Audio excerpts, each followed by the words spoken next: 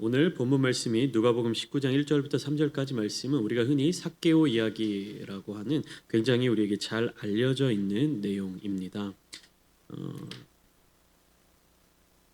오늘 말씀은요, 강해 설교에 어울리게끔 삭개오만을 주제로 삼는 것이 아니라 누가복음의 전체적인 흐름 가운데에서 오늘 본문이 차지하고 있는 어떤 상징이라든지 내용에 대해서도 함께 짧게 나누는 시간을 가지려고 합니다. 누가복음은 예수님을 어떠한 존재로 바라보고 있느냐? 누가복음에서 강조하고 있는 예수님의 모습은 인자입니다. 즉 사람의 아들. 그러니까 신이 완전한 하나님이시면서 동시에 완전한 인간이신 그 예수님께서 과연 인간적인 어떠한 면모들을 보여주셨는가를 구체적으로 그리고 있는 것이 누가복음입니다. 그래서 이 누가복음에서는요, 다른 복음서에서는 나타나고 있지 않은 예수님의 인간적인 모습이 더 잘 그려져 있습니다. 배가 고프시다든지 피곤하시다든지 뭐 졸린 그런 모습들도 더 많이 나타나고 있는 것을 알 수가 있습니다. 또한 어떠한 내용이 나타나 있냐면 사회적으로 소외된 자들, 약자들, 그 사람들을 향한 예수님의 시선과 그리고 긍휼한 마음 또한 상세히 잘 나타나 있습니다. 그러니까 똑같이 병자를 바라본다 하더라도요, 뭐 마태복음이라든지 이런 복음서에서는요, 예수님이 하나님의 권능으로 성령의 능력으로 그 사람을 치유해 주는 모습이 중점적으로 잡힌다, 보여진다라고 하면요, 누가복음에서는 예수님이 그 대상을 어떤 시선으로 바라보고 계신가를 함께 설명하고 있습니다. 예수님이 그 사람을 어떻게 여기시는지, 어떻게 불쌍히 여기시고 긍휼히 여기시는지, 그리고 이 사람을 고쳐 주실 때 무엇을 원하시면서 고쳐 주시는지 그것을 조금 더 구체적으로 기록하고 있습니다. 오늘 본문에서 우리가 주목해 보아야 할 것은요, 과연 누가 약자인가라는 사실입니다.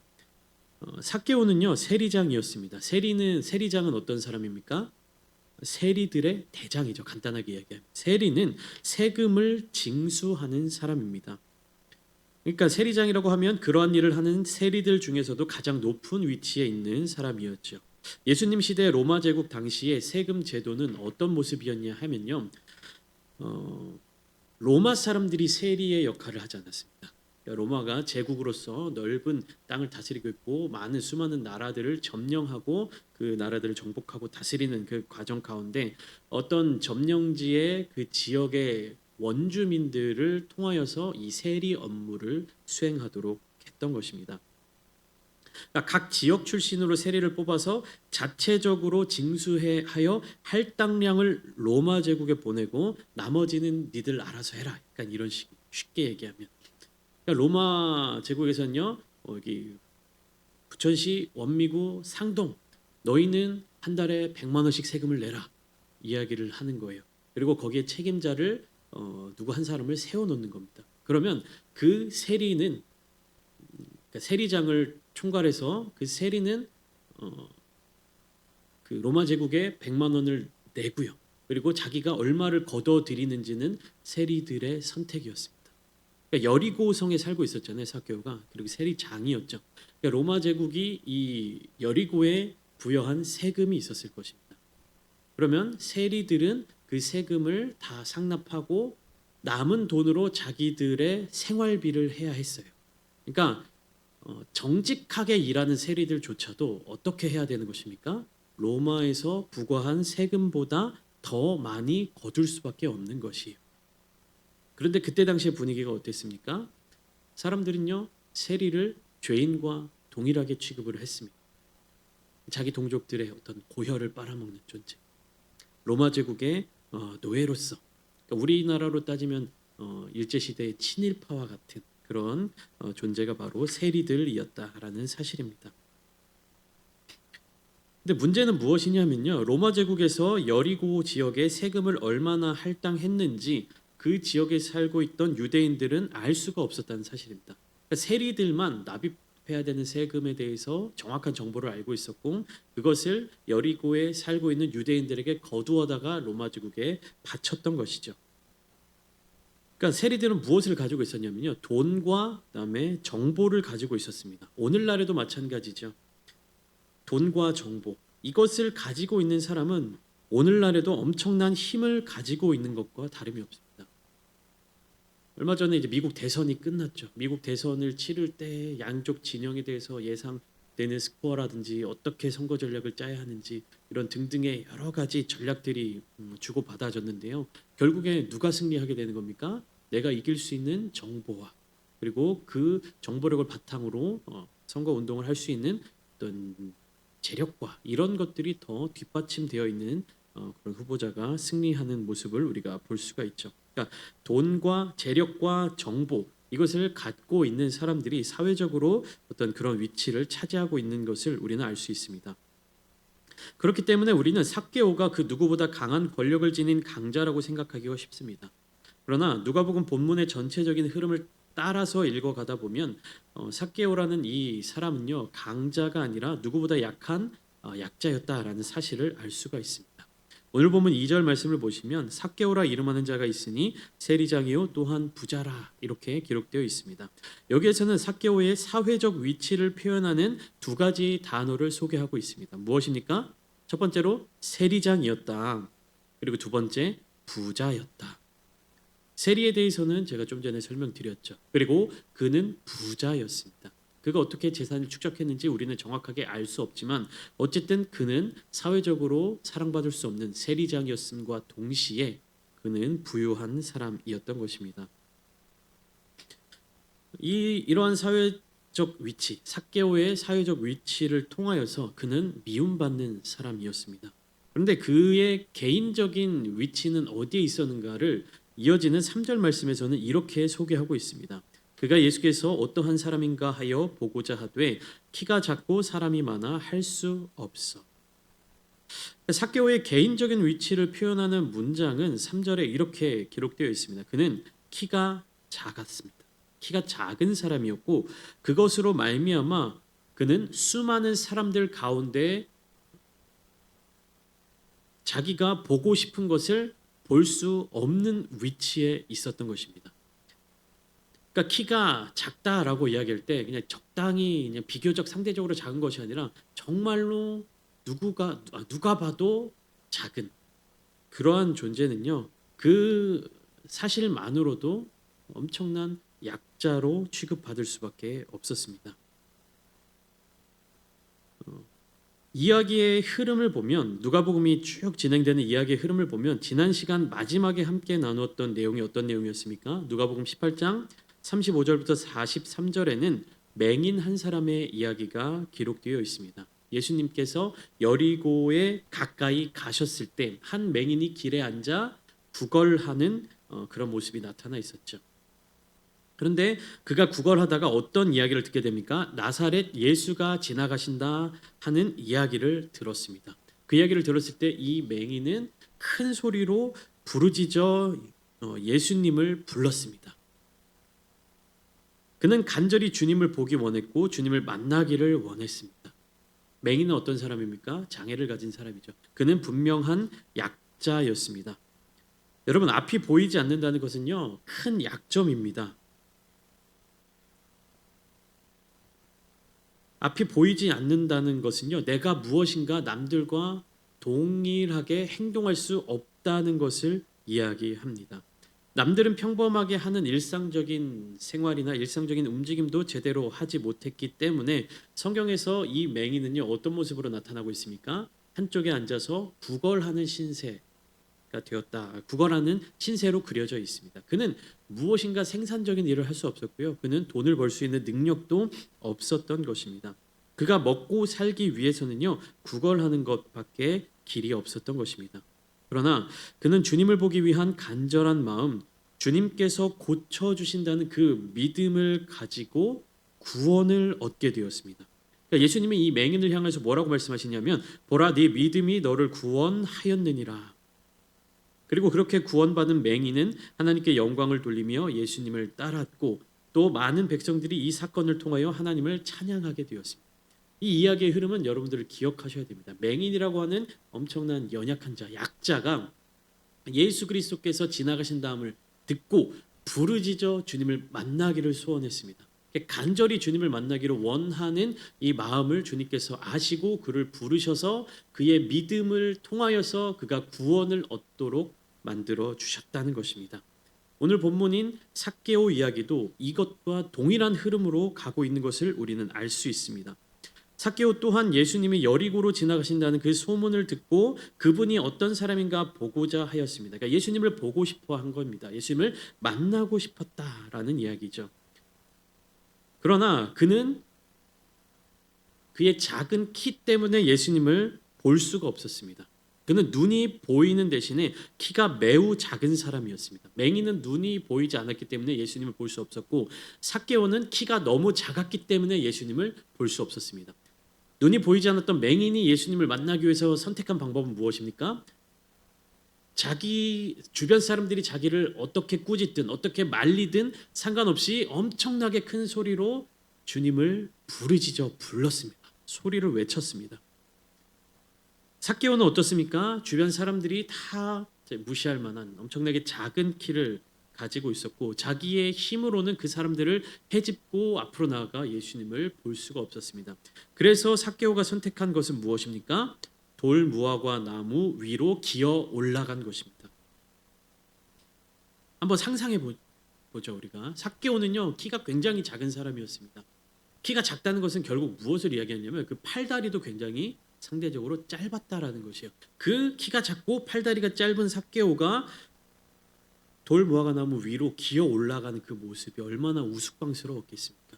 사람들이 만약에 삭개오가 그 나무로 올라가는 모습을 보았다면 얼마나 그를 비웃었겠습니까? 그를 얼마나 더 비난했겠습니까?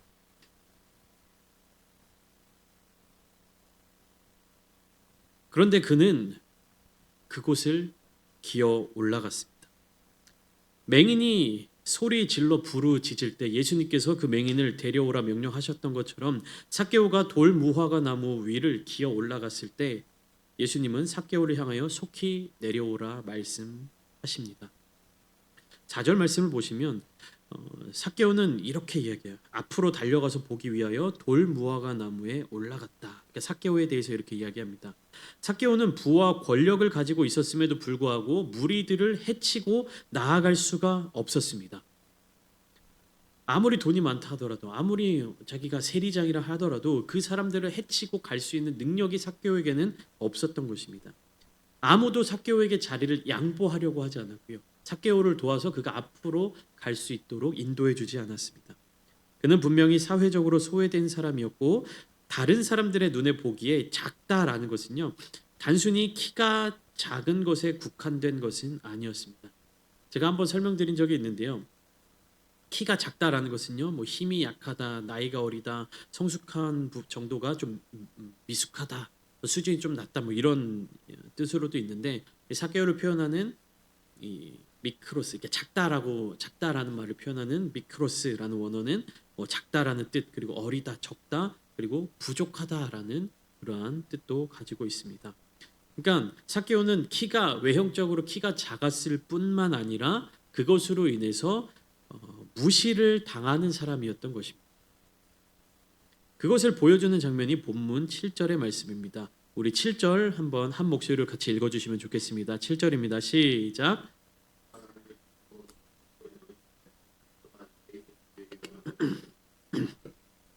사람들이 수군거리면서 삭개오에 대해서 이야기를 하는데 뭐라고 이야기합니까? 여기서는 이제 저가 죄인의 집에 유하러 들어갔도다. 저는 이제 예수님입니다. 근데 그가 누구의 집에 유하러 들어갔다라고 이야기합니까? 죄인의 집에 유하러 들어갔다. 사람들은요 삭개오를 죄인 취급을 하고 있었습니다.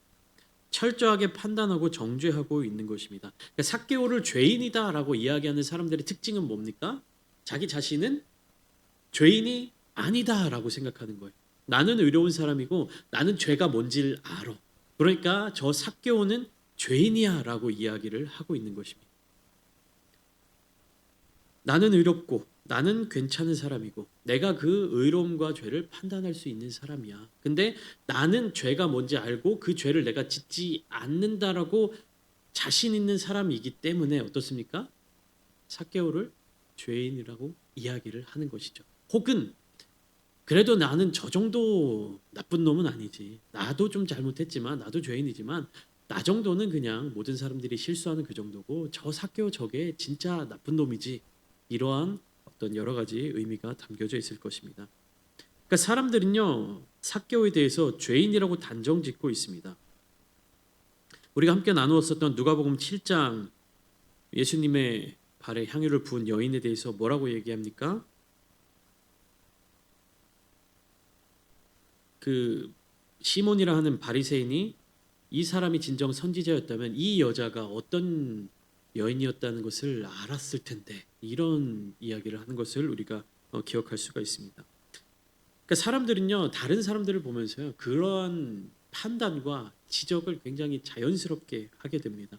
우리가 누가복음을 통해서도 계속해서 보고 있잖아요. 바로 지난주에 나누었던 맹인을 대하는 사람들의 태도 어떻습니까? 막 꾸짖잖아요. 그가 예수님을 향해서 막 소리칠 때 그의 마음이 어떠한지 그가 어떤 절박한 상황이 있는지 예수님께 자기 아이들을 데리고 나오는 사람들을 보면서 제자들이 어떻습니까? 꾸짖잖아요. 그들이 어떤 마음을 가지고 예수님께 나온지 알지 못한 채. 그러니까 누가복음에 나타나는 많은 이 사람들의 모습들은요 다른 자들을 계속해서 판단하고 있는 것입니다. 그러나 그 사람들과 대비되는 예수님의 모습을 우리는 주목해서 보아야 합니다. 어떻습니까? 다른 사람들이 죄인이라고 여기는 저 여인을 향해서 예수님은 그 여인의 사랑의 마음을 받아주시는 겁니다. 예수님 앞으로 나오는 어린 아이들을 안고 나오는 사람들은 꾸짖는 제자들을 향해서 어린 아이와 같지 않으면 천국에 들어갈 수 없는 말씀하시죠. 시끄럽게 부르짖는 맹인을 향하여서 예수님은 이리로 데려오라 말씀하죠. 오늘 본문에 나타나고 있는 삭개오를 향하여서도 예수님은요 삭개오를 판단하지 않으십니다. 속히 내려오라. 그의 이름을 불러주십니다. 삭개오야 속히 내려오라. 예수님은 삭개오를 보셨습니다. 5절 말씀을 보시면 예수께서 그곳에 이르사 쳐다보시고 이르시되 삭개오야 속히 내려오라. 내가 오늘 내 집에 유하여야 하겠다 하시니. 예수님은요 삭개오의 이름을 불러주십니다. 그리고 그와 함께 그의 집으로 들어가셨습니다. 많은 사람들은 삭개오를 보고 죄인이라고 칭하면서 그의 집에 들어가기를 꺼려했는데 예수님은 삭개오를 죄인이라 부르시지 아니하시고 그의 이름을 불러주시며 함께 그의 집에 유하러 들어가셨다라는 것입니다. 예수님은요 연약한 자들을 죄인으로 여기지 않으셨습니다. 그것은요 그들에게 죄가 없기 때문에 그렇게 여겨주신 것이 아니에요. 예수님은 그 사람에게 있는 죄를 바라보기보다 먼저 어떤 마음을 가지셨냐면 긍휼한 마음을 가지셨던 겁니다. 그 사람이 죄가 없기 때문에 주님이 그와 함께 하시고 그 사람이 죄가 없기 때문에 그를 구원해 주시고 그 사람이 죄가 없기 때문에 함께 해 주신 것이 아니라 긍휼한 마음을 먼저 갖고 계셨다는 것입니다. 그러니까 주님의 마음을 갖고 삭개오를 바라볼 때 그가 정말로 삭개오로 여겨지는 것이 그의 이름을 불러주시는 것입니다. 주님의 마음, 하나님의 마음, 긍휼의 마음이 없이 삭개오를 바라보는 사람들은 삭개오를 뭐라고 불렀겠습니까? 세리장이라고 불렀겠죠. 다만 곱게 세리장이라고 불러주진 않았겠죠. 오늘날로 따지면 저 나쁜 놈의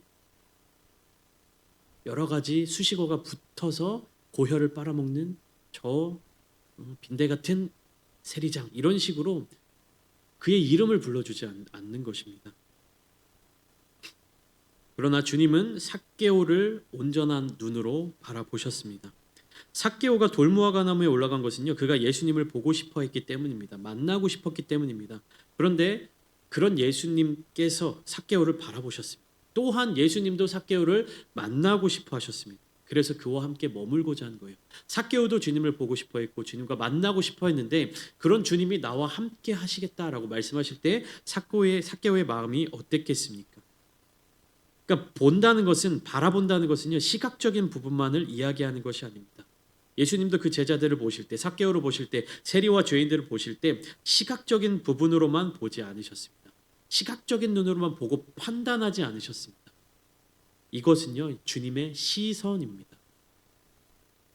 그러니까 다른 사람들은 삭개오를 죄인이라고 비난하였지만 보고 그의 모습을 보고 그는 죄인이야, 삭개오는 나쁜 놈이야라고 이야기를 했지만 예수님은 삭개오를 바라보시고 어떻게 하십니까?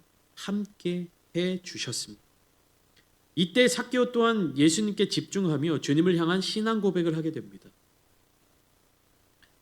누가복음 18장에 기록되어 있는 맹인은 모든 사람들이 바라봤을 때 모든 사람들의 시선에서 맹인이었습니다. 그러나 주님 앞에서는요, 단순한 맹인이 아니라 사랑받을 만한 한 영혼이었습니다. 삭개오는 모든 사람들 앞에서는 극악무도한 세리장이었습니다. 그렇게 보였습니다. 그렇게 판단받았습니다. 그러나 예수님은요, 그를 이름으로 불러주셨습니다. 주님은 삭개오를 이름으로 불러주셨습니다. 예수님이 삭개오를 이름으로 불러주셨을 때 삭개오는요, 더 이상 자기 스스로 약한 자로 여기지 않았습니다. 주눅들어 있지 않게 되었습니다. 예수님의 구원의 선포가 이 자리 가운데 임하게 되었을 때 삭개오는요, 그의 삶이 바뀌는 것을 체험하게 되었다는 것입니다. 사람들이 바라보는 삭개오에 대한 시선, 정말로 그가 가난한 자들의 것을 빼앗고 유다 백성들의 것을 속여서 자기의 이익을 취하고 그러한 것들을 했는지 아닌지 우리는 정확하게 알 수 없습니다. 그러나 제가 묵상한 바로는 삭개오는 다른 사람들의 것을 속여 빼앗지 않았을 것이다 라는 결론이 내려집니다. 왜 그러냐 하면 8절에 보면 삭개오가 서서 주께 여짜오되 주여 보시옵소서 내 소유의 절반을 가난한 자들에게 주겠사오며 만일 누구의 것을 속여 빼앗은 일이 있으면 내 갑절이나 갚겠나이다 라고 이야기를 하고 있습니다. 삭개오는 예수님을 만난 이후에 자기의 소유의 절반을 가난한 자들에게 나누어 주겠다라고 고백합니다. 그리고 만일 누구의 것을 속여 빼앗은 일이 있으면 4배로 갚겠다라고 이야기를 하는 것이죠. 삭개오가 자기의 재산들을 누구의 것을 속여서 빼앗아서 축적하게 되었다면 어떻게 절반도 떼어주고 그것을 4배로 갚을 수 있습니까? 그러니까 삭개오는요, 다른 사람의 것을 속여 빼앗지 않았던 것입니다. 그러나 사람들은 삭개오를 향하여서 저 세리장, 저 나쁜 놈.